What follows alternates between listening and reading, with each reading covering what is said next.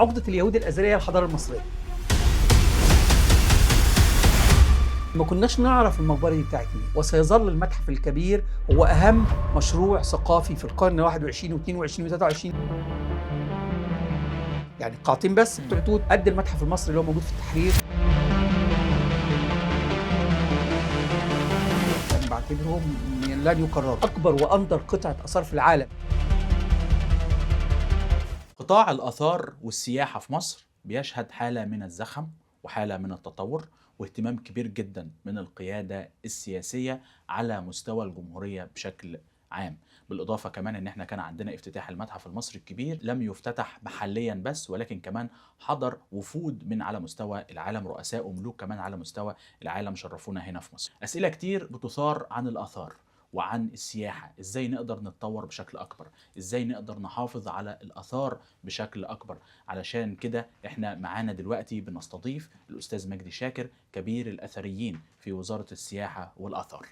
اهلا بحضرتك. كل التحية يا أستاذ إسلام، وكل التحية لمتابعينك، وإن شاء الله يا رب تكون حلقة موفقة بإذن الله، وكل سنة وحضراتكم طيبين يا رب. وحضرتك بالصحة والسلامة ومشرفنا. ربنا يبارك فيك. سؤال بقى بيشغل بال الكثير من الناس في الفترة الأخيرة بعد ظهور بعض الحالات عن سرقات الآثار، مش عندنا في مصر في ولكن العالم كمان في العالم كله. بالتأكيد. ازاي نقدر نحافظ على الآثار ان هي ما تتسرقش؟ والله خلينا الأول نقول إن 25 سنة لن تعوض في مجال الآثار، سواء مم. بالنسبة للسياحة أو بالنسبة للآثار. إحنا مم. في مجال الآثار عندنا 4 حاجات. إحنا كان عندنا حوالي في النصف الأول كان عندنا حوالي 19 اكتشاف، ويمكن مم. على ما كملنا السنة كان عندنا حاجة و20 اكتشاف، فده كان رقم مهم جدا، مم. وبالتالي كان عندنا اكتشافات مهمة. ولكن السنة اللي فاتت في مجال الآثار كان عندنا 4 اكتشافات أنا بعتبرهم لن يكرروا. اه. أول اكتشاف وأبرزهم اكتشاف كان حصل مجموعة من الاكتشافات على الطرق العسكرية في سيناء، في شمال سيناء بالذات. اكتشفنا حاجتين: اكتشفنا بعض التحصينات العسكرية من العصور اليونانية الرومانية، مم. ودي كانت مهمة جدا، واكتشفنا قلعة حوالي 8000 متر، ودي كان رقم ضخم. واكتشفنا أحد القلاع من حاجة اسمها طريق حورس الحربي. بعد تجربة الهكسوس المصريين لما كانوا بيروحوا يفتحهم في بلاد الشام وبلاد العراق، فعملوا طريق اسمه طريق حورس الحربي. مم. عرفنا التفاصيل بتاعته، دي كانت مرسومة في خريطة كان عاملها جدنا الملك سيتي، وكان عاملها على مم. الحيطه فناء الخارج لمعبد مم. الكرنك. فانا قدرنا نعرف تفاصيل هذه الاماكن، لدرجه ان هناك بعض الاماكن لم تكتشف حتى الان. وبالتالي مش عايزين نختصر منطقه سيناء، هي مجرد يعني بحر، وشرم الشيخ والغردقه. فبالتالي نفسي قوي ناخد ولادنا على ارض الواقع، لان دايما الشيء الواقعي مش غير الكتب وغير حتى الافلام، لان الافلام ممكن يدخل فيها الذكاء الاصطناعي. لكن عايز اخد ولادي واوديهم هناك، واقول لهم ان سيناء لا تختصر في كومة رمال، ولكنها هي منطقة مهمة جدا، وكان الأجداد مهتمين بيها. إن إحنا نجد في شمال سيناء، لأن جنوب سيناء معروفة الناس بتروحها سياحة، لكن في شمال سيناء نوريهم الأماكن العسكرية اللي كانوا بيحموا بيها فكرة الحدود، وفكرة أن حدودنا خط أحمر. بجانب نوريهم ريكونستراكشن لبعض الأماكن، لأن هذه القلاع إحنا وجدنا بقاياها، لدرجة لو وجدنا أماكن اللي الجنود كانوا بياكلوا فيها، وجدنا بعض بقايا الخبز أو العجين اللي هم كانوا بيخبزوه، أماكن اللي كانوا بيصوروا فيها البرونز، أماكن اللي كانوا بيحطوا فيها المؤن، لأن كانت الأماكن دي الجيش وهو رايح بلاد الشام كان محطات تموين. فهي عبارة زي دلوقتي في جهاز القوات المسلحة ما يسمى بالإمداد والتموين. وبالتالي أنا عندي مكان مهم جدا جدا أرجو إن إحنا نهتم بيه. الكشف الثاني كان عندي في الأقصر، كشف لم يحقق بقاله 103 سنة. ليه؟ لأن احنا عندنا أسرة 18، الأسرة 18 دي في الدولة الحديثة أسرة مهمة جدا، لأن احنا اكتشفنا في مقبرة توت، فيها عصر الرعامسة وعصر التحامسة، يعني أسرة رائعة جدا جدا. فاحنا كان عندنا ملك عارفين اسمه، وعارفين كمان الموميا بتاعته، ومعروضة في متحف المومياوات. اسمه ملك ايه، رمز أو حتمس الثاني. والملك حتمس الثاني ده هو ملوش إنجازات عسكرية كبيرة، لأنه هو يعني تولى الحكم وقعد حوالي 10 سنوات، وكان مريض وكان عنده مشاكل، ومات حوالي 30 سنة فقط. ولكن استمد أهميته إن هو كان زوج الملكة حتشبسوت، ودي طبعا ملكة مهمة جدا، وكان أبو الملك تحتمس الثالث، فيعني كان راجل مهم.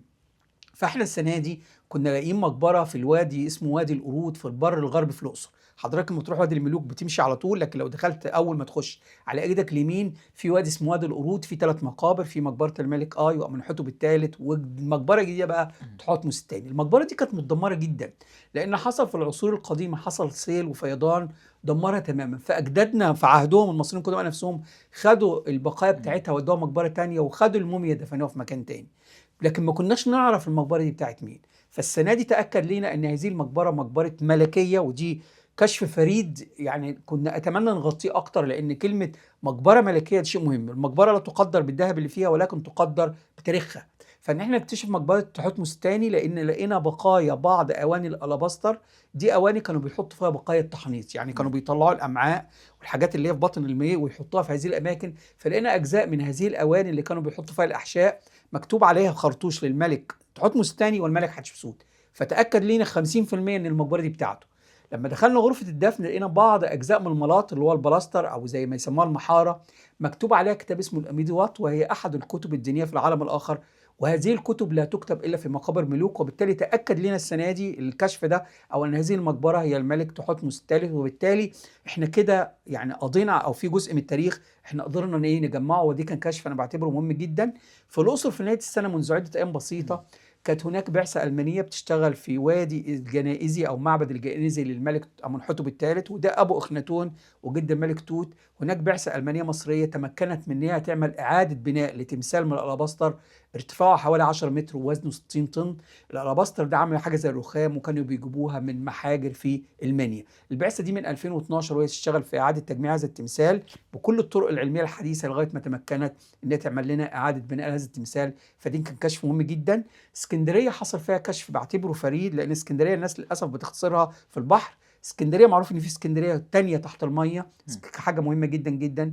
فلقينا مركب ترفيهي. يعني ترفيهي مش مركب بتمشي في الاعماق، لان انت عارف حضرتك الاعماق محتاجه مراكب ضخمه. صحيح. لكن المركب اللي لقيناها من تصميمها بجانب ان هي كمان عرضها حوالي 7 متر، فهي مركب بتمشي في الاماكن الضحله. فمعناه ان كانوا بيتفسحوا فيها في الايه، في الاماكن اللي هي ما لهاش اعماق. لقينا فيها بعض الكتابات اليونانيه. اعتقد هذه المركب الخشبيه، احنا بنتكلم عن مركب ضخمه جدا، في حاله ان نعرف الرسوم اللي عليها والكتابات اليونانيه عليها وايه الموجودات اللي فيها، اعتقد هتحكي حكايه جميله جدا عن اسكندريه اللي نفسنا نحكيها للزائر. ما نقولش مركب، يعني اعملوا المركب خلاص، لكن لما اقول لحضرتك ان المركب دي مركب ترفيهي يعني مركب ملكي، مين اللي راكبها وكان فيها ايه وايه الكتابات اللي موجوده عليها، اعتقد هتديلنا سرديه او حكايه او حدوته تستاهل ان احنا نتكلم على السياحه، وخاصه اسكندريه.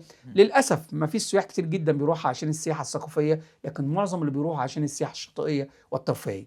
ختمنا السنه طبعا باكتشاف المتحف الكبير، وده كان يعني سنه حدث فارق. اعتقد ان هو لن يكرر ما بيحصلش لمده كتير. خلاص صح، يعني. ما بيحصلش المتحف كتير. المصري لا يقارن بمتاحف العالم لانه الاكبر في المساحه، ودي ممكن يعني ده رقم ضخم.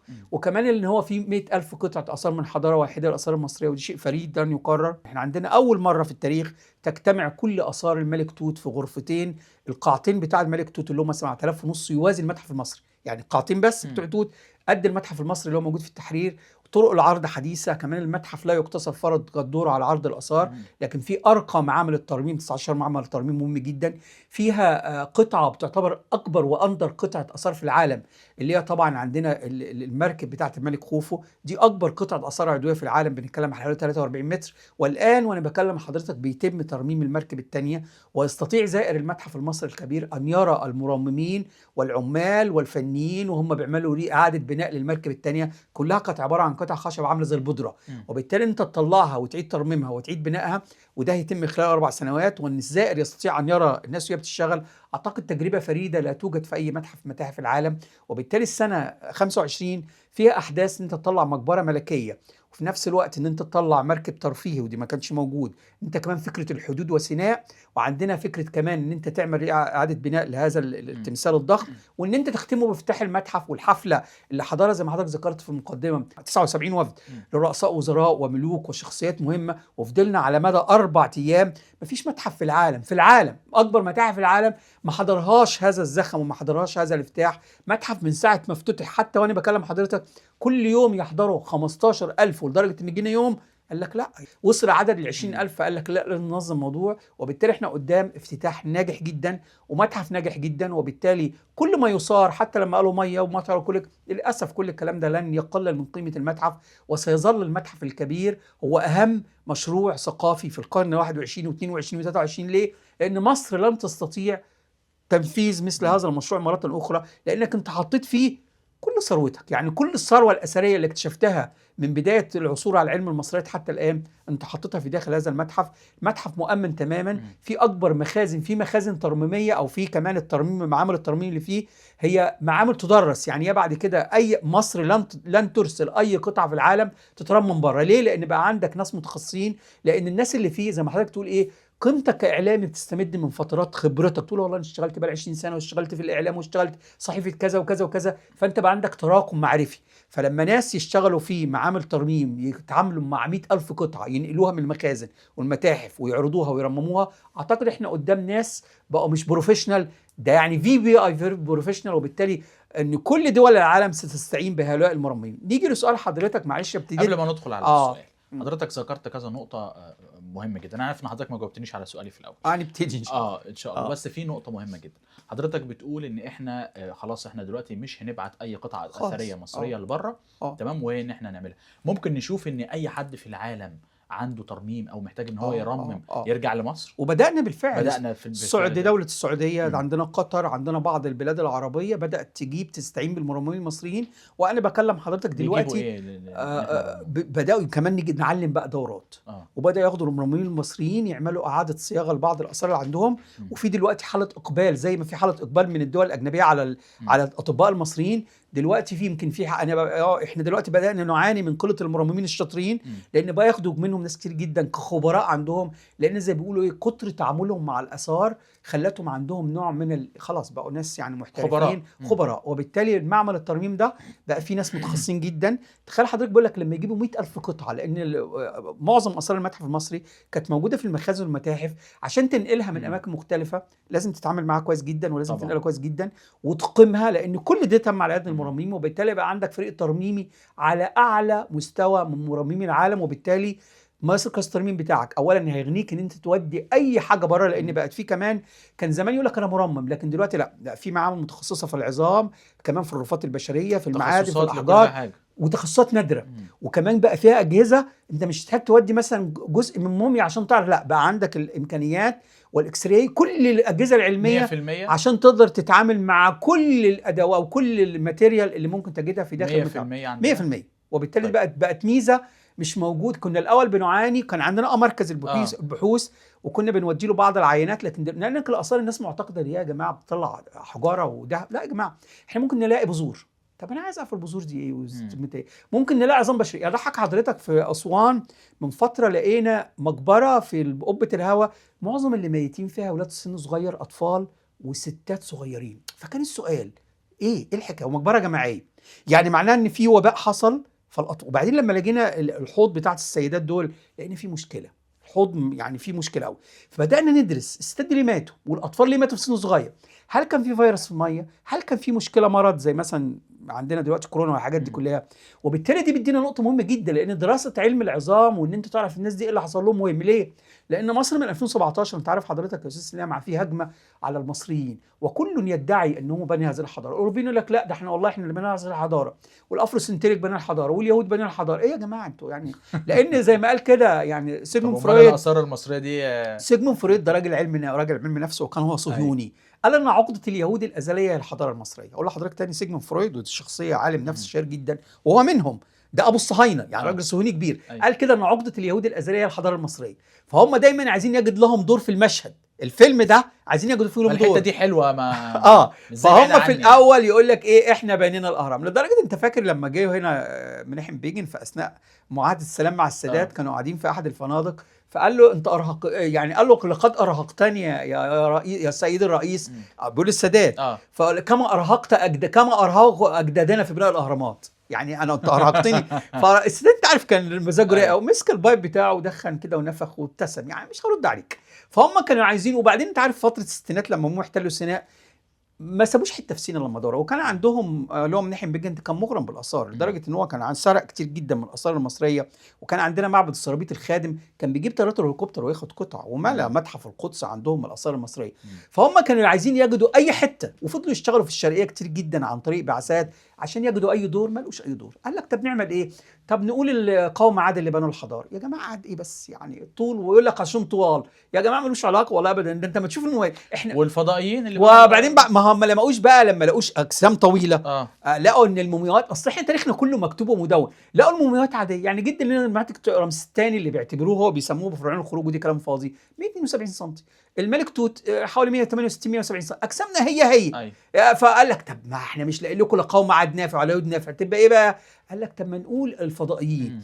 طب يعني الفضائيين يا جماعه عندنا اهرامات ويعملوا عندنا معابد، اشمعنى يعني اشمعنى عندك؟ وبعدين الفضائي ليه ما كتبش؟ يعني ما كان يكتب بقى لغته. وبعدين الفضائي ما نقلش للتجربه دي لما لقوش لا فضائي نافع ولا عاد نافع ولا يود نافع. ويمكن ايلون ماسك اخر واحد ركب في التويتات وبدا يكتب، قال لك نجيب لهم ناس بقى من بني جلدتهم، ناس اتظلموا زينا. فكره الافروسنتريك اللي هم السود اللي هم الجيل الثالث والرابع اللي ما اتولدش في افريقيا اصلا، اللي هم العبيد اللي هم هاجروا ودي الجيل الثالث والرابع، قالوا ما تيجوا نعمل معاكم ديل بقى، انتوا تروحوا للناس تقول لهم احنا اللي صنعنا الحضاره وبعد ما صنعناها رحنا غرب افريقيا. وبداوا الافروسنتريك دلوقتي للاسف هناك بعض المتاحف تقول لك ايه الحضاره السوداء وبداوا حتى يلونوا التماثيل، وبداوا حتى يقول لك ده احنا التماثيل المصريه انفاها قصرناها عشان ايه ما يبانش ان هم افارقه. لان يا جماعه والله ابدا المصري القديم مكسر، انتوا يا شويه جهله. هو كان بيكسر الانف عشان عمليه دينيه. يعني عمليه دينيه الانف مكان التنفس، فانا عايز اموتك. المصري كراكه حتى في الموت. انا لما احب اموت واحد اموت لانه كان بيعتقد التمثال هتدي في الروح. فلما يمنع التنفس هيبقى كانه ايه حاجه رمزيه. فهي لها علاقه بمصر القديمه، مالهاش علاقه بفكرهم ابدا. فبالتالي احنا بنقول حضارتنا حضاره مستهدفه، وبالتالي بنقول انهم عندما لم يفلحوا في كل ده عندنا مشكله كبيره جدا ان هم بداوا يدعوا وبالتالي جت مصر. انا بحكي الحكايه دي ليه؟ لان في 2017 جه السيد الرئيس والقوات المسلحه عملت اتفاق مع بعض الوزارات، وزاره الصحه قالت هنعمل حاجه اسمها مشروع الجينوم المصري. يعني ايه الجينوم المصري يا جماعه؟ قالوا احنا عندنا داتا كبير جدا من عصور ما قبل التاريخ حتى الان، سواء هياكل بشريه او مومياوات. احنا نبدا نشوف التطور الجيني المصري والدي ان ايه بتاع المصريين. ايه اللي حصل؟ ايه اللي حصل في اجسامنا؟ هل مثلا من 3000 سنه احنا ما زال الاجسام هي؟ هل العظم هو؟ هل الامراض هي؟ هل في امراض اختفت؟ وبالتالي اللي احنا لقيناه في اسوان ده، الناس بتفتكر ان احنا المومياوات دي لا، الموميا مش كان زمان نشوف ايه الحاجات اللي لا، ده احنا بندرس العظم بتاعها. الناس دي ماتت ليه؟ وكانوا بياكلوا ايه؟ وايه سبب الوفاه؟ وهل كان عندهم امراض؟ وبالتالي كل جزء احنا بنجده. كمان الحبوب، هل كان في نوعيات من الحبوب وحصل فيها تطور او يعني معروف ان مثلا يقال كده، ودي فكره نفسي ندرسها، ان احد الناس لقى في اسيوط لقى قمح في مقبره قديمه وخدها كراجل امريكاني بدا يعمل بيها خميره ويبدا يشتغل على القمح بتاعها، وقالوا ان دلوقتي محقق القمح المصري نسبه انتاجه من القمح الحالي حوالي 20 مره. الموضوع ده لو احنا شفناه اعتقد الموضوع ممكن يعني يبقى فكره جدا. يمكن حكى اعلامي ومتابع من 4 اشهر مجموعه من الشباب المصريين خدوا قمح مصري وعملوا عيش مصري وباعوه في امريكا، وكان الارب 5 ترغيفه كانوا بيباعوا وعملوا رواج. فالناس اصل الناس ما تعرفش كلمه مصر دي لو حطيتها على اي حاجه هتبيع. انت اصلا اسمك مسمع في كل دول العالم، لدرجه اول ما حضرتك تنزل في اي دوله من دول العالم تقول لهم ايام فروم ايجيبت تلاقيه بيغمض. ليه؟ لان عامل زي بالنسبه كمسلمين او مسيحيين اول ما تقول له انا رايح مكه او القدس، ليه؟ في اشتياق. فالعالم الخارجي اول ما تقول له انا من مصر، يا سلام، لانه عنده مصر زي ما حضرتك قلت في الاول ابهار. وبالتالي بقول لحضرتك احنا عندنا، واعتقد ما فيش حد في العالم كله من اقصى الشرق لاقصى الغرب اللي لما عارفك حتى كاسم. ليه؟ تيجي تدرس الزراعه انت اول فلاح، تدرس العسكريه انت اول جندي، تدرس الدين انت كنت اول ايه؟ اول متدين قبل وجود الاديان. وبالتالي مشروع الجينوم ده خلص حضرتك هو مهم جدا جدا، لانه بقول لحضرتك كان نقطه مهمه جدا. وبالتالي حضرتنا لازم زي ما بيقولوا نعض عليها بالانامل، لان العين عليها، مش العين عليهم النهارده، العين عليها زي ما عيننا على عينهم على البلد دي من زمان، فبرضه العين عليهم الحضاره. لذلك من خلال المنصه بتاعتك بقول لكل المسؤولين عن هذا البلد عايزين نصيغ برامج التعليم لكل بتوع الدراما. ابوس ايديكم عايزين نشتغل في الدراما شويه، لان الدراما عندنا بعافيه، خاصه الدراما التاريخيه. يعني كان زمان مش عارف حضرتك تفتكروا لا، كان لازم يبقى عندنا في رمضان مسلسل ديني تاريخي، للاسف دي مفتقد. عايزين نشتغل شويه على فكره ربط السياحه بالتاريخ، بمعنى اعمل لي فيلم هات فيه ممثله جميله وممثل جميل، لكن عايز الباك جراوند بتاعهم يبقى ايه؟ خلفيه بتاعتهم معابدنا ومقابرنا ومناطقنا السياحيه. فانا بقول لحضرتك هذا البلد يستطيع ان يصبح من اكبر دول العالم في مجال السياحه، لانه يمتلك سواء فوق الارض او تحت الارض ما لا تمتلكه اي دوله في العالم كله. في نقطه مهمه جدا حضرتك اثرتها، اللي هي الكيان الاسرائيلي لما كان محتل مصر كان هو سرق اثار كتير جدا من مصر، وبعدين هو حاططها دلوقتي في المتحف وفي القدس عندهم ده غير البرايفت كوليكشن. مناحم بيجن معروف ان هو كمان ورث لاولاده كميات ضخمه جدا، ومعروف ان اسرائيل من دول المعبر. يعني ايه؟ اصل حضرتك سالت سؤال مهم. الاثار ساعات اللي بتخرج، لان للاسف هناك بعض ضعاف النفوس من الداخل وهناك مافيا عالميه، لان معروف تجاره الاثار ارقام مذهله، في ناس توصل ل 20 مليار دولار في السنه، ارقام ضخمه جدا. وللاسف زي ما قلت لك ان في مافيا كلمه الاثار المصريه براند، وبالتالي في المزادات العالميه محققه رواج فظيع جدا. فايه اللي بيحصل بقى؟ هو خد اثر وعارف ان هو لو ظهروا مره واحده هتحصل مشكله، فبيوديه على عده دول، يوديه مثلا دوله زي اسرائيل، وبعدين مش زي سويسرا وامريكا، يعني زي ما بيقولوا يتفرق دمه بين القبائل، يعني يعملوا زي ما بيقولوا شهاده منشا، فيعديه عامل زي واحد مثلا بنى شقه ويكتبها الاستاذ اسلام والمجدي بحيث ان في الاخر دور بقى على صاحبها. فالموضوع فيري كومبليكيتد. طب الاثار دي احنا عارفين كم قطعه، عارفين عددها؟ لا. طب هل ممكن نرجعهم؟ يعني في مفاوضات لرجوعهم؟ هو مصر في العشر سنوات اللي فاتت يعني عملت استراتيجيه اسمها استراتيجيه استرداد المسار المصري. وفي دستور 2014 الدوله وضعت في فصل او ماده 49 من فصل المقومات الثقافيه ان الدوله تتعهد بحمايه وترميم الاثار، ومن ضمن الماده دي قال تتعهد الدوله باسترداد مسؤوليه عليه. يعني هي اثر خرج بطريقه غير شرعيه الدوله تعهدت ان هي ترجعه. وفي العشر سنوات الاخيره احنا قدرنا نسترجع حوالي 32,000 قطعه اثار. بس احنا بقى من بعض الاتفاقيات والاثار التي تخرج بطريقه غير مشروعه، لكن باعتبار ان الدوله دي هي دوله غير موقعه لاتفاقيه اليونسكو، دي اول حاجه، لان حتى لو موقعه مش موقعه على حاجه اصلا. لا انت عارف ان هي يعني خارجه زي ما بيقولوا بقطع البطاقه. دي حاجه لوحدها يعني اتفاقات سياسيه وعسكريه ما غير عندهاش ملتزمه باي انسانيات ولا قوانين ولا ثقافه ولا ولا اي حاجه. وبالتالي مشكله. هي حتى لما حصلت اتفاقيه السلام 79 رجعت لنا بعض الاثار، وكانت من ضمن اتفاقيه ان هي ترجع لنا بعض الاثار وقدرت، لكن ما زال عندهم كميات ضخمه جدا جدا من الكميات الاثار ما نعرفش عددها. وحتى موجود في الدول الاجنبيه اثار برضه. يعني ما تقول لي قدر لي عدد الاثار اللي بره اللي مش موجوده، اقول لك ما اقدرش. ليه؟ يعني انا اضحكك دايما اقولها والناس تستغرب، احنا عندنا في المتاحف 40 متحف في متاحف العالم مليون قطعه اثار مصريه. اقول لك تاني 40 متحف، ما تقول لي ازاي؟ اقول لحضرتك نماذج بسيطه جدا. يعني نيجي يعني 10 اضعاف المتحف المصري الكبير. اضحكك مثلا عندنا البريتش ميوزيوم، خلينا في انجلترا الاول. البريتش ميوزيوم 110,000 لوحده. متحف فيتري احنا ما زلنا في انجلترا 80,000. اكسفورد وليفربول مالناش دعوه بمحمد صلاح 16 و16. بيرمنغهام متحف كده اسمه برضه 16 قطعه 16,000. انجلترا لوحدها في حاله 250,000 قطعه بس. برلين 80,000 متحف برلين. اللوفر 55، ده غير المتروبوليتان وغير. فانت بقول لك مليون قطعه اثار موجودين في 40 متحف، ودول خرجوا بطريقه رسميه لانهم ما دام في متحف يبقى رسمي. طب بقى اللي موجود في البرايفت كوليكشن ما نعرفش، لان في ناس عندها. يمكن حد بيسالني قبل ما اجي هي زهره الخشاش مش هتيجي، قلت له مش للاسف، يعني مسروقه من 2010 او يمكن حاجه زي كده خلاص. لان في ناس بتبقى تاخد الحاجات دي وبيحتفظ بها واسره ويورثها، ان هي ثروه مش يعني بتستمر. وبالتالي احنا عندنا مشكله في هذا الاطار. ويمكن كان واحد من عده اشهر كان رايح يزور صاحبه في احد الفيلل في باريس، وهو داخل لها ابو الهول، مش ابو الهول بتاعنا الكبير ده، تمثال صغير. قال له والله ده انا حاطه في الجنينه، كان بتاع جدي وجدي خده من جده. لان الناس ما تعرفش في القرن ال 18 وال 19 كانت في مراكب بتطلع كامله وكانت تجاره الناس ما تعرفش كمان ان احنا لغايه 1983 كان عندنا قانون يسمح بتجاره الاثار. يعني كنت حتى في داخل المتحف المصري كانت بتاخد 50 ده يمكن دي بطريقه رسمي كانت بتاخد نص الاثار. ده احنا كان عندنا قاعه اسمها القاعه 56 في الدور الثاني في المتحف المصري في التحرير، حضرتك بتطلع تشتري الاثر وتاخد فاتوره وتطلع بيه. ما شاء الله. فيعني وده غير البعثات فضلت لغايه 83 تاخد نص الاثار، ولغايه 2010 تاخد 10%. احنا اخر منع لموضوع القسمه دي كانت 2010. احنا بنتكلم في 13 14 سنه، يعني وقت مش كبير. وبالتالي انت في القرن لغايه بدايه القرن 20 حصل نزيف من كميات الاثار مهوله تقدر بملايين. وبالتالي احنا قدام كارثه كبيره جدا. لذلك فكره استردادها انت بتاخد مفاوضات ضخمه. يعني بلجيكا احنا مراجعين 4 قطع من عده ايام. تخيل من 2016 رجعنا قطعتين ولسه مراجعين قطعه 9 سنين عشان نرجع. ليه بقى؟ لان المشكله قانون اليونسكو الظالم اللي اتعمل سنه 70 قال كده ان استقرار الممتلكات الثقافيه ومنع تصدير وتوريد الاثار. طيب حلو قوي، يعني اي اثر خرج من اي بلد قبل سنه 70 خلاص. طب انا عايز ارجعه، قال لك اعمل اتفاقيه بقى واعمل البينه على من ادعى. يعني انت عرض الاثر ان هو اثار مصريه وابدا هات اثبات. يعني بيقول لك طب انا اثبت ايه اذا كان ابني وبيتكلم زيي وانت بتقول اثار مصريه ومكتوب عليه باللغه الوحيده؟ مفيش دوله في العالم يا فندم بتكلمها هيروغليفي او عندها خط هيروغليفي او هيروغليفي، ما عندكش. وبالرغم من ذلك تفضل 6 سنين و7 ليه؟ وتخش في مكاتب محاماه ومصروفات وبلاوي منيله جدا. فالموضوع مكلف جدا.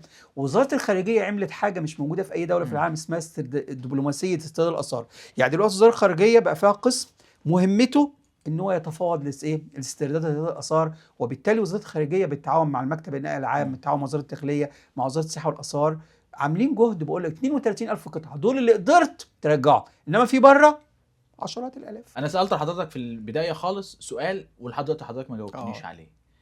رقم واحد، ازاي الاثار دي بتتسرق بكل سهوله؟ ده رقم واحد. رقم اتنين، ازاي نحمي الاثار دي اصلا من ان هي تتسرق؟ اول حاجه عشان بتتسرق بكل سهوله، احنا عندنا مشكله ان ارض مصر يعني مليانه، ومهما توضع من قوانين، يعني دلوقتي القانون مليانة إيه؟ مليانه اثار. اه اثار تحت الارض وتحت الميه وفي تحت البحيرات. يعني احنا البلد الوحيده اللي ناقص نلاقي في الجو. وكان من فتره كانوا قال لك في المريخ، قال لك ده في اثار تشبه الاهرامات، فضل ناقص يعني. ايوه. فاحنا مشكله مصر ان هم اللي بنوها بقى.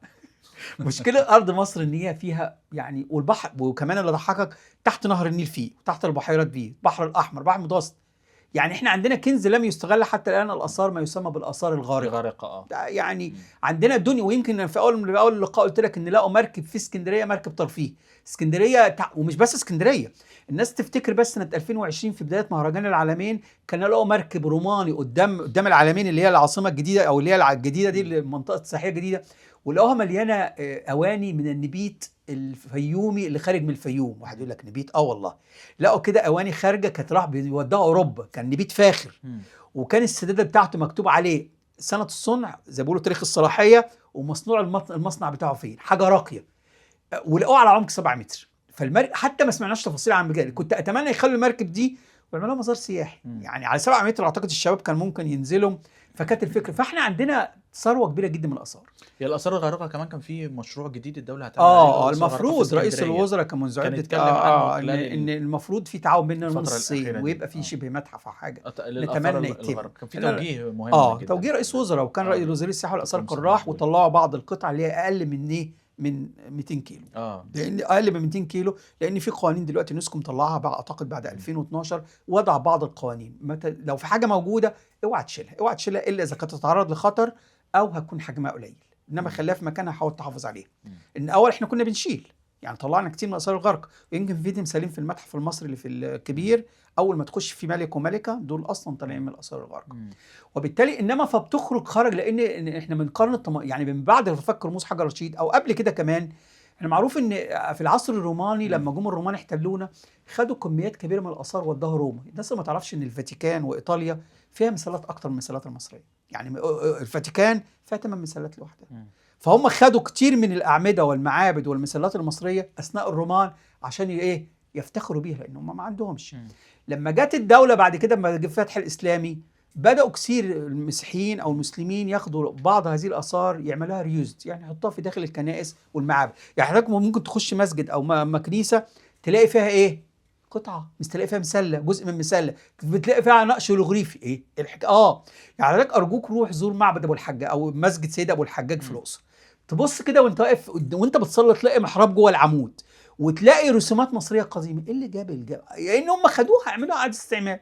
القاهره التاريخيه دي معروفه ان معظمها جاي من مدينه اون، اللي هي اليوبس، هي المطريه، وانت ماشي تلاقي حاجات كتير جدا مصر القديمه. طيب خرج حاجات، جينا بقى بفكر رموز حجر رشيد في القرن ال19، بدات الناس يدركوا قيمه واهميه هذه الاثار. فبدا القناصل، الناس الدبلوماسيين السفراء اللي في مصر، وكان واحد اسمه دروفوتشي وغيره وسولت، بدل ما يشتغلوا في السياسه كانوا بيروحوا يشتروا هذه الاثار ويخرجوها في مراكب.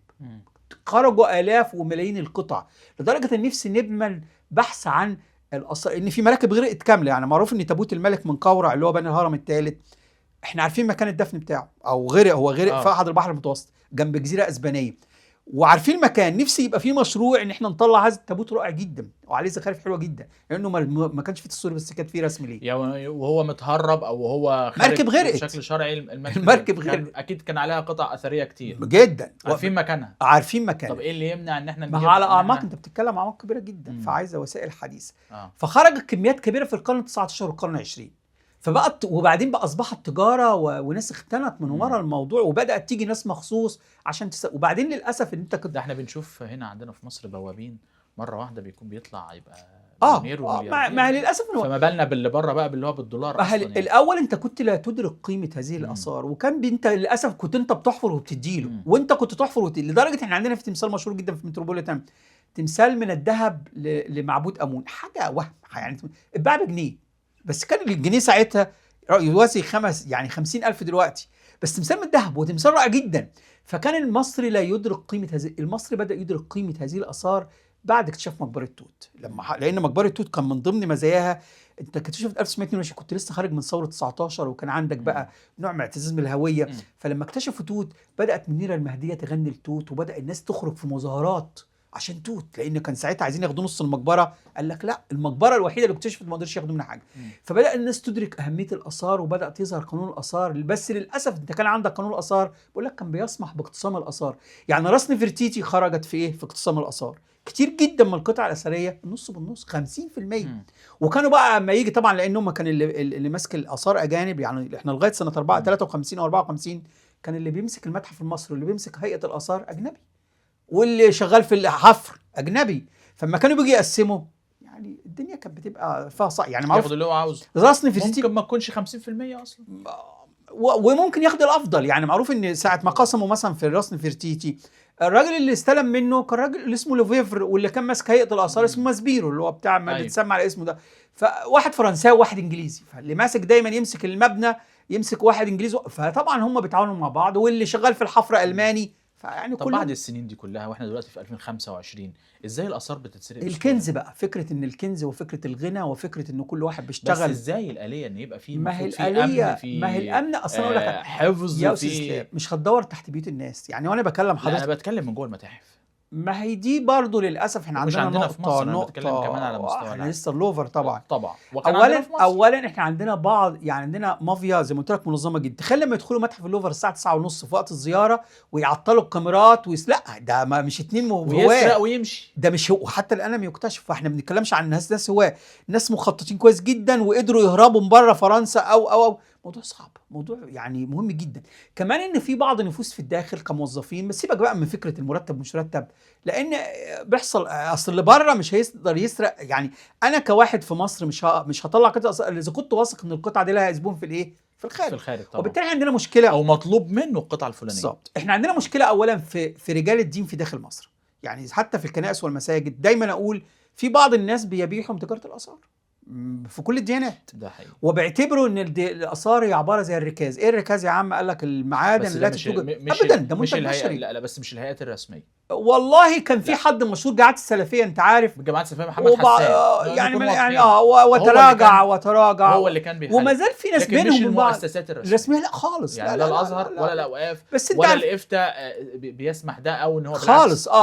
بس في واحد زي ما يقول لك ايه، عايز اي فتوى. يعني هو عايز زي بيقول ايه، عايز يجد ما يجد على هواه. وهناك بعض المتشددين ما زالوا حتى الان يقول لك يا عم انت اشتريت البيت اللي فيه. يا عم والله ابدا، انت اشتريت البيت ازاي باللي فيه؟ ده منتج بشري. ده يعني انا قطعه الدهب لو لقيتها خام بتاعتك، انما اذا لقيت فيها تشكيل او لقيت فيها شغل بقت منتج مش ملك مصر، كمان ده ملك البشريه. وبالتالي احنا عندنا للاسف بعض رجال الدين لازم نغير. الاعلام حتى الان ما زال في افلامنا بعض رجال الدين من الجماعات بالظبط او من التنظيمات مش اللي هي لا التوضيح بس عشان الناس. لا طبعا الرسمي لا نبرأ في بيهم تمام. احنا عندنا كمان في الاعلام للاسف دايما يظهر الزيبق، ودايما للاسف بيجيب المواضيع دي في الافلام والمسلسلات. ويمكن شفت دراما في رمضان السنه اللي فاتت كانت بتتكلم عن الموضوع ده والغنى، وزي ما قلت حضرتك يبقى باباه بيشتهر. فاحنا برضو بالله بيقدم الطرح وبيقدمش المعالجه. تاني حاجه ان للاسف لما بتيجي تظهر في وسائل الاعلام بتظهر بعض الناس غير المتخصصين. طبيب ويقول لك انا باحث اثار، وطالب لسه متخرج يقول لك انا باحث اثار. يا عم يعني ايه باحث؟ يعني دايما يا استاذ اسلام لما حد بيقول لي، اما بيجي حد في الاعلام اللي بيبعت لي البطاقه وبعت لي البطاقه وش وظهر، بفرح قوي. ليه؟ لان دايما في وش الظهر بتاعتك مكتوب فيها وظيفتك. وبالتالي هو لما يتاكد ان انت في مجال على الاقل انت واثق انت بتتكلم. انما للاسف انت في وسائل الاعلام بيستسهل. لا افلام مشهوره انا بجيب فلان، ما يعرفش الطرح اللي بيقدمه فلان والسم اللي في العسل. وبالتالي ويمكن شفت احد الاطباء المشهورين وجي في الاخر قال لك انا غير متخصص. وطيب انت في الاخر قلت انما انت قدمت 20,000 حلقه وكتبت 30,000 مقال اللي كان بيتكلم عن الرخام والمقابر الملوك وادي الملوك الاول. وده مش هو لوحده، مع كل الاحترام ليه في ناس تانية اتكلمت، فهو الناس زيه كتير جدا. فانت للاسف وسائل الاعلام الدراما بتصدر ان دي الاثار تجاره عاديه وان ممكن تغتني، واظهرت ناس. لان احنا للاسف شعوب للاسف مش هقول لك جاهله، لكن بنتعلم من الدراما. او الدراما بيقول لك فلان قال في التلفزيون قال امبارح. يا عم انت قريت تاكدت من هذا الزبون كلامه صح ولا غلط؟ وفي الاسف صدرت في وسائل الاعلام بعض الناس الغير متخصصين الغير دارسين الغير فاهمين بيقولوا المعلومه اللي هي الزبون عايزها زي ما بيقول. وبالتالي احنا عندنا مشكله. وبالتالي تجاره الاثار وسرقات الاثار مهما تغلص القانون، مهما تقول في الجامع والكنائس، مهما تتكلم، احنا عندنا مشكله وستظل هذه المشكله إذا لم يكن الجيل ده. لازم تبدأ جيل جديد من أول رابعة ابتدائي، فكرة الوعي والهوية، بمعنى تدرس التاريخ ده صح، تدرس الآثار صح. لازم الجيل من سنة رابعة ابتدائي، يعني دايما أنا عندي مشكلة إن أنا أخش رابعة ابتدائي أدرس تاريخ مصر وجغرافية مصر، يعني هاو. ومصر دي بلد كبيرة، أنا راجل مولود في محافظة الشرقية، طب اديني تاريخ محافظتي وجغرافية محافظتي. في سنة 5 ابدأ اديني تاريخ الإقليم ومحافظة الإقليم، سواء وسط الدلتا وجنوب الصعيد ابدأ في سنة 6 بقى اديني تاريخ البلد دي كله. ليه؟ لأني مش ممكن أدرس قيمة هذا البلد أو أعرف قيمته إلا لما أعرف قيمة المكان اللي أنا فيه. قيمة جدي وابويا بالظبط. انا يعني لما تيجي تقول انا محافظه الشرقيه ودرس تاريخ الشرقيه، انا عارف مركز ابو كفر الصقر وعارف مشتول وعارف مش عارف ايه البلد اللي في الاول، بعدين الاقليم ثم انطلق. لكن احنا للاسف بندرس التاريخ والجغرافيا بطريقه خاطئه. برامج الاعلام للاسف، بلدنا بلد زي مصر ما فيش منصه حتى الان. يعني فرحت جدا في بدايه اللقاء لما قلت لي منصه متخصصه في السياحه. عندنا متخصصه منصه جو ايجيبيا دي احنا عايزين بقى منصه دوليه يعني. بمعنى ان هذا الكلام يتاخد تخاطب العالم كله بلغات مختلفه. يبقى عندي لما اروح مدينه الانتاج عشرات القنوات، الشركه المتحده عامله شغل اكتر من رائع. اعملوا لنا يا جماعه قناه بتتكلم بالهندي والصيني والبرتغالي واليوناني، ومنصه تتكلم بلغات، ما يكونش فقط تعرض لي الاقصر. مصر مش الاقصر واسوان والهرم ولا الله ابو شارع المعز. مصر كل محافظه فيها تستطيع ان انت تعمل فيها منتج سياحي. انا راجل من الشرقيه ودايما بعتز بمحافظتي. الناس ما تعرفش فيها 115 موقع اثري، الناس ما تعرفش ان فيها اهم عاصمه في العالم اسمها صن الحجر اللي هي تنيس، اللي خرج منها الفرعون الفضي. يعني اذا كانت الاقصر وبتباهي ان خرج منها الفرعون الذهبي اللي هو توت، احنا خرج من عندنا الفرعون الفضي. الناس ما تعرفش ان الشرقيه فيها احد مزارات العائله المقدسه، ان فيها اول مسجد بني في الاسلام مركز سادات قريش، ان فيها اهم 4 عواصم اللي هي قاعد فيها الهكسوس اللي هو التاريخ السري لمصر، اللي كل دول العالم عماله تدور في حته الهكسوس وتنخرف في الموضوع ده، موجوده عندنا. وبالتالي غير بقى ان محافظه زي كده فيها، احنا عندنا في محافظاتنا كل محافظه فيها تراث مادي ولا مادي. يعني التراث اللا مادي بص بقى على الفلكلور واللبس والعادات والتقاليد والالعاب بتاعتهم. يعني الشرقيه مثلا الهوكي، الناس ما تعرفش اشمعنى الهوكي ان احنا مشهورين فيه ومحققين اعظم بطولات على مستوى العالم. ما تدور يا عم في الاصول. وبالتالي نفسي نشتغل، جدودنا كانوا بيلعبوا بالظبط. والله فاهم. وبالتالي نفسنا نشتغل على ده، نشتغل على كل محافظه، اظهر التاريخ اللي هو بينزل في تاريخ مصر كلها. فعندما تبقى عندك تخلق جيل واعي هو اللي يدافع عن حضارته. ليه؟ انه مدرك. انما الناس للاسف بيقترض اثار في الكنز والزيبق والجن والشيخ، وحتى اطفالنا لما بيروحوا يزوروا متاحف واثار لازم يلمس وعده الكاهن لانه ما اتعلمش في بدايه حياته ثقافه ان هو يزور اثر. يعني انزل دلوقتي وانا بكلمك، انزل زور متحف وهات طفل اجنبي وطفل مصري. الطفل الاجنبي جاي قاري قوي وفاهم قوي وبيبص الاثر باحترام وتقديس، اتربى على كده. انت طفل مصري داخل عامل انا اسف زي عاوز يتزحلق على الرخام بالظبط، واخد شنطه وجايب مش على وعي بالاثر ولا باي حاجه. اما يروح الاقصر، كل مشكلتنا في الاقصر طبله والرق، والاقصر بلدنا بلد سواح. يا عم والله بص شوف، احنا طلبنا من زمان، يمكن من زمان السيد خالد شوقي درسوا لنا اللغه الكتابه المصريه القديمه. مش هقول لك درسوا عشان يبقى بروفيشنال فيها، انما على الاقل هو واقف كده يقول لك والله ده الحرف ده كده، الحرف ده كذا، حتى يبقى مدرك، حتى اشغله ابهره. انما هو داخل بيبص. يعني انا كان لي تجربه، اشتغلت مع بعثه كتير جدا، اشتغلت مع راجل اسمه كريستال لوبلا. الراجل ده يعني اتمنى لو ربنا يديله الصحه وتعمل معاه حلقه. الراجل ده جه في مصر سنه 75. كان هو تلميذ نبلوكور، ونبلوكور دي يعني كانت صديقه المتراه، والست دي كانت عاشقه الاثار المصريه، وكانت هي من الناس اللي ساهمت في انقاذ اثار النوبه. الراجل ده 75 عشان يتدرب، يعني زي ما بيقولوا خدمه عامه. لغايه وانا بكلمك قاعد في مصر، اشترى شقه واشترى مقبره وقعد في مصر، شغال في عصر الرمسيد بيريود بس، عصر الرعامس وعصر رمسيس الثاني بس. شوف التخصص. الراجل مقبره اثريه ولا مش مقبره يدفن فيها؟ لا بنى مقبره يدفن فيها عشان حبه لهذا البلد، وبقى يتكلم عربي ويعمل كتب بالعربي. الراجل ده كان عامل تجربه رائعه جدا. كان الطلبه وهم بيجوا في رحلات، احنا كنا بنشتغل في معبد الرمسم، قعدت معاه 23 سنه. الطلبه وهم جايين يعني بتوع الابتدائي يبقوا جايين يجروا مش عارفين ايه هو ده، وبعدين يقفوا في الاحجار، فكان بيتضايق جدا، وبعدين يبصوا ويجروا. المدرس كمان اللي بيقول لهم كلمتين، للاسف حتى المدرس ما كلفش نفسه يعمل سيرش عن معلومه ويقولها صح. فدي يا اولاد هرم جدكم مين ويجري. وبعدين يبص على تمثال ضخم ودغ فرعون اللي هو، ودايما كلمه فرعون دي يبقى معناها الخروج، واللي هو دي الفرعون، ودي الفرعون ربنا غرقه بالميه، وكلام ما انزل من السلطان. فكان الراجل ده عمل فكره بسيطه وتافهه وحلوه قوي. راح على احد البنوك قال له انا عايزك، هنعمل بامفلت عباره عن 5-6 ورقات، ورق مقوى، هنحط فيه كام صوره وبلان للمعبد ومعلومات بسيطه قوي كانك بتحكي حدوته طفل بالانجليزي والعربي والفرنساوي. وكل ما يجي فوق يروح الراجل خارج بكرتونه، والعيال دول كل واحد واخد ايه، بامفلت او بروشور صغير صغيره. الالوان اللي فيه تجذب الطفل، وكمنه كمان يعني معمول من ورق هارد. الطفل ممكن يعني يمسكه، هياخده مع البيت، اخوه هيبص عليه، امه هتبص عليه، الطالب هيبدا يقول ان المعلومه كمان مش صعبه. يبقى انا ضمنت ان الطالب بص، هو الراجل ما كلفش حاجه، لان البنك كتب ايه اسمه، مشروع يعني كسبان 100%. طالبنا دي يبقى موجود. هو دلوقتي بعض المتاحف بقى فيها كيو ار، انما مش كل الناس مدركه لفكره الموبايل ولا الكيو ار. وبالتالي نتمنى تغيير، مش هتبقى توصل موضوع سرقات الاثار المصريه مش هتبطل. ليه؟ لانها اسعارها يعني، او الفلوس اللي بتيجي منها اكتر من المخدرات. يعني زي ما بيقولوا زبونها موجود وزبونها ايه مطلوب، وتجاره للاسف رائجه. فللاسف والقطعه الواحده بتغني فجاه. وزي ما بيقول لك، طول ما مش عارف الحرامي موجود ولا اللي الطماع بخير ولا يعني بيقولوا كده مثلا. وبالتالي احنا فلازم تشتغل على فكره تعمل جيل عن طريق الدراما وعن طريق الاعلام وعن طريق الدين وعن طريق برامج التعليم، كل ده يبقى عنده نوع من الوعي والهويه، ومدرك ان ده تراث بشري، وان ده منتج مهم جدا، وان ده جزء من تاريخه. لان في ناس للاسف، حتى في ناس تعمل يقول لك ايه، والله انا جدي كان عنده لا اثار، وقال لك يا عم وجع دماغ، بلاش وجع دماغ وايه واردم عليها. مش ممكن. ليه بقى؟ لان احنا عندنا مشكله لك ايه، يا عم هتروح للحكومه وترجع قلبك. فاحنا عايزين كمان يبقى الصله ما بين الحكومه والناس اهون. ويجي واحد يقول لك طب انا لو لقيت اثار هتدوني قد ايه؟ يفكر بقى هتديله ملايين. يا عم والله ابدا.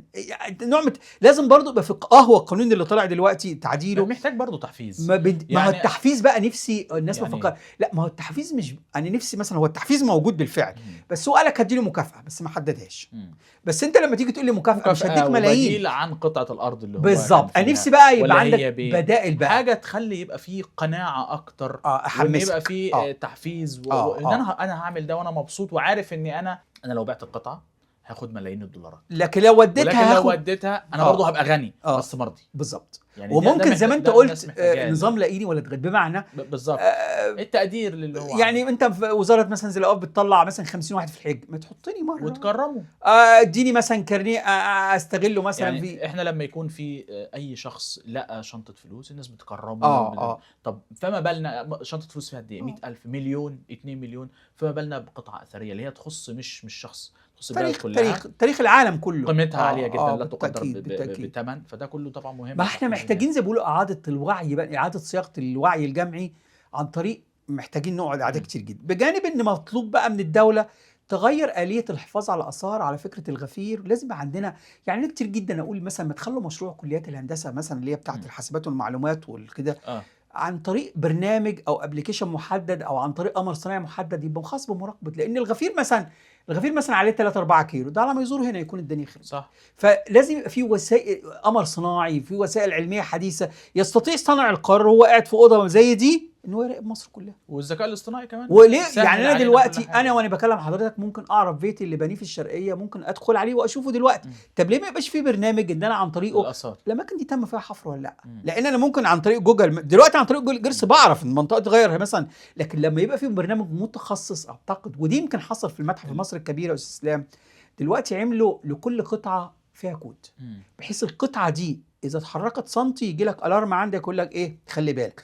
طب واحد يقول لك عاملة زي فكرة شريحة الموبايل كده، وبعدين حطوا في كل غرفة كمان ريدر، بحيث إن إيه الريدر ده بيغطي مثلا 100 متر، وبعدين عملوا سلكي مش لاسلكي. ليه؟ لأن اللاسلكي ممكن تعمل عملية تشويش، إنما السلكي لو اتقطع خلاص. أنا عاوز أقول لحضرتك إن في بعض الآبار البترول المتقدمة رجعوا تاني يطلعوا منها بترول بسبب الذكاء الاصطناعي. فالذكاء الاصطناعي أصلا سهل حاجات كتير. أنا بقول لك نفسنا ممكن لو استخدم في الآثار ده مهم جدا. زي ما احنا فعلا استخدم في البترول، فنقدر نستفيد. ما أنا بقول لك لازم تجارب كتير. آلية وزارة السياحة والآثار في إن أنا أجيب غفير أو شرطة السياحة والآثار. أصل منتج يعني هو بشر في نهاية الأمر، هيحتاج ياكل، هيخش الحمام وياكل ويشرب ويطنش وآسف ممكن منهم 1% يبقى غير جيد. لكن ضعيف النفس. لكن انا لما احس ان عليا رقابه لا يعني هفكر 1000 مره غير طبعا. فبالتالي لازم عندك وسائل حمايه في داخل المقابر. احنا داخل المتحف واتسرق، فلازم يبقى في آلية ورقابه في الداخل والخارج، غير قبله ده رقابه الضمير. ولازم الناس اللي شغاله في هذه الاماكن مش هقول لك اديهم ملايين، لكن اديهم الحد الادنى من اولا قبل ما اشغله في المكان ده لازم يكون عامل له ده. انا ما واحد بشغله في وظيفه مهمه يعني بعمل دراسات امنيه. فلازم برضو الناس اللي في داخل المتاحف والاماكن الاثريه لازم دراسه امنيه، ولازم كل فتره اعمل لهم عمليه تغيير، لان بقاء الواحد في مكان اكتر من عده سنوات بيعمل مشكله وممكن يخليه يعني خلاص هيبقى مشكله. فلازم في آلية لاختيار الناس في شغل الاماكن والتنقلات بتاعتها ومراقبتها ومراقبه ثروتها. ما اجيش فجاه الاقي واحد كان موظف وبقى. فلازم موضوع آلية دراسه حراسه الاثار في داخل المتاحف والمخازن لازم. لذلك انت شفت لما حصل موضوع الاسويره السيد الرئيس قال ان لازم اعمل مخزن مركزي على الاقل يضم، مش هيضم مصر كلها،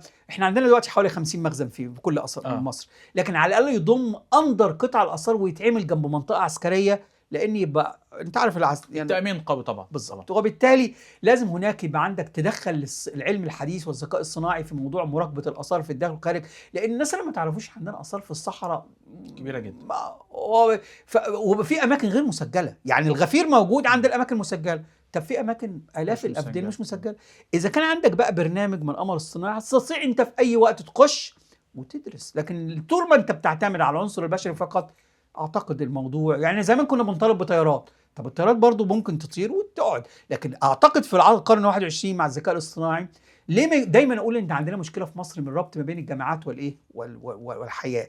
يعني مثلا انا عندي 50 كليه هندسه، عندي منهم 10 مثلا حاسبات ومعلومات او غيره، ليه ما يكونش مشروع التخرج للطلبه دول والطالب اللي مشروعه هينجح هعينه مثلا في وظيفه مهمه او فلازم يبقى في ربط ما بين الجامعات المصريه او الكليات العمليه المصريه والمشاريع اللي خارج. ولكن لو استمرينا بكده احنا القانون بيقلل شويه والمراقبه بتقلل شويه، انما لن يمنع هذا الموضوع. وحتى طبعا اذا عملت القمر الصناعي مش هيمنع، لان بقى دايما زي ما بيقولوا الحرامي سابق الايه. ويمكن بتوع اللوفر دول يعني المفروض ان فرنسا دول متقدمين جدا، ولكن بالرغم من ذلك رغم انهم عملوا الحركه بغشم، يعني مش بالسهوله، مش لا ده جابوا رفعه وعملوا. انت لو شفتها في فيلم مش هتصدقها، مش هنصدقها فيلم هندي يعني 9:30 الصبح ويعطل كل ده. لا موضوع يعني محتاج. ولا لقوا بقى مشكله، لقوا ان مثلا البرنامج اللي هم بيراقبوا عليه الكاميرات قديمه، والويندوز اللي بيستعملوه بقى ويندوز 7 يمكن بقى اختفى خالص. فبرضه مشكله برضه ان انت لازم البروجرام بتاع اللي انت بتتابع فيه الحاجات دي لازم يحصل له عمليه تطوير وتحديث. لازم الناس اللي تشتغل في الاماكن دي برضه يعني متابعه، لان بقول لك دايما انت هو سابقك بثلاث 4 خطوات. كان زمان الحرامي هو اللي بيسبق الايه او بيحاول يلاحق الدوله، لكن دلوقتي لان مافيا للاسف غير قاصره، يعني مافيا كبيره وارقام. يعني ظهرت الخشاشة لما اتسرقت كانوا قالوا 50 مليون، فيعني ارقام بنسمع دلوقتي شوف تعمل ايه طبعا. وبالتالي ناس بيخاطروا وعارفين ان مخاطرتهم لو في حاله واحده بس هتغير التاريخ كله. فاحنا محتاجين يعني حاجات كتير جدا عشان نحمي اثار. طيب في نقطه مهمه حضرتك اثرتها واتكلمت فيها فهستخلص منها فضل. سؤال يمكن الناس كتير بتسأل عنه. حضرتك بتقول ان في بعض الرحلات المدرسية والزيارات للمتاحف هو بيقف قدام فرعون بيقول لهم ده فرعون ده اللي ربنا للأسف. ففي هنا نقطة بقى الناس بيهمها السؤال ده، لان بيطلع صور كتير تقول ان هم كانوا بيعبدوا ربنا وفعلا كانوا بيعبدوا الاله الواحد وليهم طريقة معينة في الصلاة غير اللي هي نزلت مع سيدنا محمد. السؤال بقى بشكل مباشر، الفراعنة كانوا دايما بيعبدوا الآلهة الخاصة والتماثيل وكده، ولا كان في فعلا بيعبدوا الإله الواحد؟ والله موضوع الديانة موضوع كبير جدا جدا ومعقد جدا. اولا ما انا اقول لحضرتك ما بحبش كلمة الفراعنة، لان حتى اذا كان ده احد القاب في مصر القديمة ليه؟ لان ايه لا تنسب الحضارة الى فرعون، لان من صنع هذه الحضارة جدي وجدك الفلاح والصانع والعامل، فننسبها للمصري وما نقولش القديم لان ما زال الحضارة يمثلها فينا حتى الان. انما فكره ان احنا الدين المصري القديم كان كل حياته دين، من اول ما بيصحى لغايه كل المنتج حتى 90% من الاثار اللي لقيناها لها علاقه بالدين. فكره التوحيد وعدم التوحيد هو كان فيهم، لان ربنا بعث 24,000 على حسب ما ذكر في الكتب 24,000 نبي ورسول، احنا بنعرف منهم 25. طب الباقي ربنا لم يقصصهم علينا، فاكيد هم كان عندهم انبياء، اكيد عندهم ناس مؤمنه وناس غير مؤمنه زيهم زي يعني هو بكلم حضرتك العالم اذا كانت فيه 8 مليار هتلاقي مليار مؤمن سواء مسيحي او مسلم او يهودي، والباقي كله ايه ملوش علاقه لا دين. يعني دوله زي الصين لوحدها هتلاقي نسبه 20-30% مؤمنين والباقي لا دينيين خالص. يعني دوله زي الهند فيها السيخي والبوذي واللي بيعبد الفيران واللي بيعبدوا كل شيء ما سابوش حاجه لما عبدوه. فعندنا فكره الدين، انما المصري كان عنده فكره الدين بس كانت متاصله، فكره الدين كدين بصرف النظر هو بيعبد ايه. لدرجه واحد اسمه جيمس هنري بريست ده كان راجل امريكاني قال لك مش ممكن يبقى في دين الا لما يكون عندك اخلاق، فعمل كتاب مهم جدا بيعتبروه الانجيل بتاع المصريين القدماء اسمه فجر الضمير. نفسي هذا الكتاب اجيبه مره مع حضرتك ونستعرضه. قال الناس دي هي اللي بدات قبل وجود الاديان، وحتى الاديان السماويه الثلاثه لو بصيت عليها خدت من هذا الدين. لان انا اقول لك نموذج مثلا، كان عندهم حاجه اسمها الاعترافات الانكاريه في العالم الاخر، اللي هو كان في المحاكمه كان بقى في قدام المعبود وزير ويبدا يقول له ايه، انا لم اقتل، انا لم ازني، انا لم اشتهي زوجة جاري. الاجمل بقى يقول له انا لم الوث مياه النهر، انا لم امنع النهر عن جاري. ايه ده يا عم؟ ده كمان يقول لك انا لم اعذب حيوانا. ده في رابط بيربطه، ايه ده؟ في مرجعيه اللي هو اكيد الدين فتخيل بقى واحد لما يقول لك كده، لا يعني بقى هذا كان عنده ضمير. وبالتالي لذلك مصر الدوله الوحيده لما دخلت الديانه المسيحيه ما لقتش مشكله في الانتشار. ليه؟ لانه هو المكان قلبه مهيئ لفكره الدين. ولما دخل الديانه الاسلاميه هو قلبه مهيئ الدين. فالمعبد المصري القديم اتقلب كنيسه، اتقلب مسجد. الله. لذلك لما تروح معبد رمسيس الثاني في الاقصر في البر الشرقي تجد حاجه ظريفه جدا، تجد معبد من عصر رمسيس الثاني ومن حتب الثالث، معبد فرعوني. طيب ونلاقي جوه المعبد 5 كنايس. الله. وبعدين تبص فيه تلاقي جامع ابو الحجاج. ايه يا عم ده؟ يعني معبد يتقلب لكنيسه وبعدين يتقلب لجامع؟ ايوه. ليه؟ لان انت مهيئ للدين. فكره الدين كانت موجوده، فكره الضمير كانت موجوده. فمش عايزين نقول لكم كانوا مؤمنين ماسكين سبح، ولا كلهم كانوا وحشين، ولكن كلهم كانوا بيتحروا فكره الماعط. يعني الماعط العداله. كانوا يعني هو ومن ساعه ما بيصحى. لذلك هم صنعوا، الناس بتستغرب حضورهم ليه؟ لانه انت لما بيجي لك صنايعي يشتغل عندك في البيت تقول له خلي عندك ايه؟ ضمير. صحيح. فهو كان عنده ضمير. لذلك الحضاره المصريه حضاره مذهله وقاعده حتى الان. ليه؟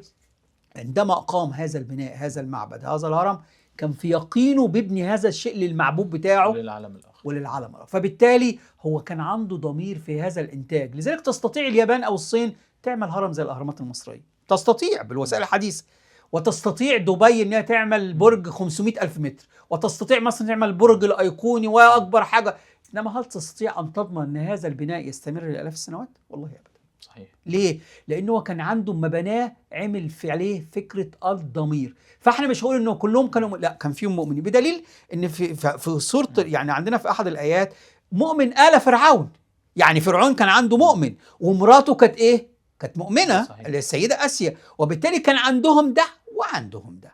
انما هو الدين مر بمراحل، لفكرة ان عامل زي الطفل، اي دين بيجي بيبتدي بيلاقي معارضة وبعدين يقبل وبعدين ينتشر. فهو عندهم مش الدين كان بيطلع وينزل، انما كان عندهم الحد الادنى من فكره الضمير. لما تقرا عندهم يعني مثلا يقال ان مزامير داوود خدت من انشيد ايه؟ اخناتون. مزمور داوود 105 هو الدين الاسلامي عندهم صلاه، كان عندهم صلاه، لا بس انما ليست كصلاه. كان عندهم صوم، كان عندهم صوم. عندهم زكاه، كان عندهم زكاه. ده هم كان فكره الدين عندهم بتمارس في كل شيء، في الزواج، في الطلاق، في كل شيء. انما دي يبين ان هذا البلد كان عنده فكره الضمير. والضمير دين بلا لذلك اما بتيجي تشتري حاجه من حد يقول لي يا عم خلي عندك ضمير. ودايما كان مرتبط المرجعيه بتاعته الدين. بالظبط. اسمح لي بس فكره الدين، لان الناس بقى بدات تربط الحج، والحج كانوا بالكعبه، وان هو الدين جاي من كلمه دين. كل الكلام ده يا جماعه والله كلام عاري عن الصح. يعني هو احنا حتى الان ما عرفناش. احنا عرفنا من الصلاه مثلا ان هو كان كل معبد فيه بحيره لازم، لان النيل كان عندهم، النيل والشمس كانوا هم القضيبين اللي مشوا على الحضاره المصريه. كان داخل في كل حاجه، لان النيل من مصر بلا نيل مع الاسف. صحيح. فمصر بلا نيل وبلا دين ما كانتش برضه، الدين كان موجود في كل شيء. انما عرفنا ان هم كانوا ايه لازم يتطهروا، لان موجود في بحيره يبقى فيها ميه. عرفنا ان هم كانوا بيصلوا، لان لما جه هيرودوت يزور مصر لقى حاجتين مميزين جدا. قال ان اكثر شعوب العالم ايمانا هم المصريين. ولما دخل لقاهم بيتطهروا 5 مرات، وقال لك ان انظف شعوب العالم على الارض هم المصريين. فهم كان عندهم دين، انما وكان عندهم كتب سماويه، او قصدي كتب دينيه، كتب في العالم الاخر. انما هل نسبه الايمان كام من الانبياء؟ انما فكره هل سيدنا موسى كان امتى؟ احنا حتى الان يعني فكره وجود الانبياء في مصر ان دي مشكله شائكه جدا. فين سيدنا يوسف؟ ما نعرفش. فين سيدنا موسى؟ والله ما نعرف. سيدنا عيسى ما نعرفش. حتى الان الدين ثابت والتاريخ متحرك، لان احنا ما طلعناش من الارض غير حوالي 30 او 40%. انما ما زال حتى الان، انا حتى الان ما عنديش وثيقه او برديه بتقول اين هؤلاء الانبياء، انما موجودين بما لا داعي الشك. في البعض اثار النقطه اللي حضرتك بتتكلم عليها ديت، ان هم لقوا منطقه في وادي الملوك او في منطقه ان هو فيها لو فيها انبياء وقفلوا عليها. تدليس مدلس. كل من قال هذا الكلام بلا استثناء، ومن سيقوله سواء السيده المستشاره او الطبيب او غيره، كله كلام تدليس ولم يثبت. حتى فكره ان الدوله هتداري ليه يا فندم؟ ده احنا نفسنا في صباع نبي. احنا متاكدين من الانبياء، مم. انما وما عندناش يعني النبي الوحيد اللي احنا عارفين جثته مدفون سيدنا محمد، انما سيدنا الصلاة عيسى احنا والسلام. مش عارفين فين، سيدنا موسى فين، سيدنا يوسف فين. مصر هي ارض الاباء، انما ما في لا. كلمه وادي الملوك الاول، ما عندناش وادي الملوك، اتحدى حد يقول لي وادي الملوك الاول. 4 اجساد لانبياء، كل الكلام ده كلام فاضي ولم يثبت علميا ولا اي شيء، وبالتالي الكلام ده كلام غير مثبت علميا، والدوله مش هتداري، بالعكس ده الدوله اذا لقت هذا الانجاز هيعتبر انجاز حضاري، انما هو كله كلام للتاليف والترند، وللاسف احنا في ده ثقافه احنا الترند، هنقلب بيه الدنيا كلها. ولا الكلام ده ده احنا المتحف المصري الكبير بس قلبنا بيه الدنيا. بالظبط. فما بالنا ان احنا بنتكلم عن انبياء ما واربعه انا بقول لك مش واحد. للاسف هناك بعض الناس بيخش المتحف يقول لك فرعون يا اولاد اللي يا جماعه كلام ارجوك تحرى الصدق وتحرى، مش اي موميا تشوفها تقول لك فرعون، لا كمان حتى كلمه فرعون موسى لم يثبت من فرعون موسى حتى الان. عشرات لك، واحد يقول لك موسى، واحد لدرجه من يومين احد الاساتذه الفضلاء قال لك امنحتب الثالث يا عم. وطبعا لكن الاهم والاخطر رمسيس الثاني، هم ما زالوا حتى الان معتقدين رمسيس الثاني لانه كان الاطول عمرا واكثر انجابا، وهو للاسف قالوا ان هو ضايقهم كتير. فاحنا عندنا مشكله، فكلمة الربط ما بين الدين والآثار احنا عندنا مشكلة، لأن حتى الآن لم نجد وثيقة حتى الآن بتقول. كمان الأسماء، يعني معروف إن المصريين لما كان بيجي لهم واحد أجنبي اسماء بتبقى صعبة، ايوه. فكانوا بيغيروا اسمه. يعني مثلا واحد جاي لك اسمه كذا فأنت تجيب له اسمه إيه مصري، ده يطلعه باسم مصري. فاحنا عايزين الموضوع ده ما نتكلمش فيه كتير، او حتى الان، لان ما عندناش اجساد انبياء، ما عندناش غير وادي ملوك واحد فقط، هو وادي الملوك اللي اكتشفنا فيه 64 مقبره اللي موجود في البر الغربي والاقصر. ما عندناش اجساد لانبياء حتى الان، احنا ما عرفناش الانبياء دول، لكن الراي الارجح اللي هو كل العلماء بيقابلوه هي فتره وجود الهكسوس. سيدنا يوسف وسيدنا موسى كانوا موجودين في فتره الهكسوس، لان الهكسوس قعدوا في مصر حوالي ما بين 150 و200 سنه، وقعدوا في منطقه شرق الدلتا في الشرقيه، فده المكان الذي يعتقد فيه النجاره في موضوع الانبياء. ولكن حتى الآن أنا لم أجد وثيقة بتذكر هذا الكلام. في اكتشافات أثرية مهمة جدا حصلت في الفترة الأخيرة ولم تعلن لحد دلوقتي ويتم إعلانها الفترة اللي جاية. والله في جزء في حاجة اسمها في مقبرة في أسوان، في أحد المقابر لأحد الناس اللي هم بيسموهم مستكشفي الأوائل، مقبرة سرنبوت، قالوا إن خلال الأيام القادمة الدكتور زاهي حواس برضه بيبشر إن في سنة 26 في مشروع في الهرم يعني هيساعد، لأن الهرم أنت عارف رغم أن مصر فيها أكتر من 120 هرم، لكن سيظل الهرم الأكبر هو المشكلة الأبدية الأزلية لكل الناس، سواء اللي مهتمين بالاثار او غير مهتمين بالتراث. يمكن شفنا السنه اللي فاتت لما جه احد الناس الايطاليين فريق قال لك بحثي، ما اعرفش بحث منين، وقال لك ده في مدينه تحت الهرم وفي اعمده تحت الهرم وتحت ابو الهول. وللاسف كل الكلام ده كلام غير علمي ولم يثبت حتى الان. فانا بقول لحضرتك ان المفروض ان لان من عده سنوات كانت في فريق بحثي مصري ياباني كندي قالوا احنا اكتشفنا فوق المدخل بتاع الهرم اكتشفنا نفق هيؤدي لايه؟ احنا مقتنعين تماما ان ما زلنا ان جوه الهرم فيه اثار كتير جدا جدا. احنا حتى الان لما نكتشف الجثه بتاعت خوفو ما اكتشفناش الاساس الجانزي. كل ما وجد لهذا الملك عباره عن تمثال 7.5 سم اكتشف بعد وفاته ب 2000 سنه. ولكن حضرتك تفتكر ان في اكتشافات في الهرم لم تكتشف بعد اكيد ممكن تقلب العالم كله؟ اكيد. هي الدوله المصريه بتنفذ مشروع دلوقتي مهم جدا اسمه واجهه او ممر الاهرام. واجهه الاهرام احنا عندنا من اول الجيزه اللي فيها الاهرامات الثلاثه، وبعدين هنروح سقاره، وبعدين هنروح دهشور. في جبانه اسمها في جبانه منف بتمتد من الهرم لغايه الليشت ودهشور. الجبانه دي فيها حوالي 65 هرم. طالبت كتير قوي اتمنى ان يحصل اسمه حاجه اسمها، عشان نقضي على فكره بقى الاهرامات واللي بنوا الفضائيين، حاجه نجيب ناس نزورهم الاهرامات بس، نوديهم الهرم المدرج ياما كان مدرج، وبعدين ياما كان هرم غير كامل، وبعدين لما نوريهم هرم كامل. يعني انا اخده اوري له التطور المعماري لبناء الاهرامات. اوديه سقاره يشوف الهرم المدرج، وبعدين اوديه دهشور يشوف الهرم الناقص والهرم الكامل، وبعدين اوديه الاهرامات الجيزه. فالدوله دلوقتي بتعمل مشروع اسمه ممر الاهرامات. هنعمل طريق ما يمرش بقى في المروتيه وغيرها، في الطريق الصحراوي يستطيع الزائر فيه ان هو يبتدي يزور من اول الجيزه، وبعدين يزور سقاره، وبعدين يزور دهشور، ويزور ابو قير، كل الاهرامات. فالمشروع ده هيبقى مهم جدا جدا. كمان في داخل الاهرامات في دلوقتي مشروع اسمه يعني خاص بالاهرامات فقط، دراسه كل الاهرامات المصريه. اعتقد خلال السنوات القادمه هيقول لنا الدنيا في راحه فين وجايه منين، ويكتشف لنا بعض اسرار منطقه الاهرامات، لان الناس للاسف بتختصر الاهرامات في سقاره وفي الهرم، ما يعرفوش ان في منطقه اسمها ابو قير فيها 5 اهرامات مهمه جدا وفيها معابد مهمه جدا، واعتقد ان لو درسناها هنجد فيها كثير من الاثار والاسرار المصريه.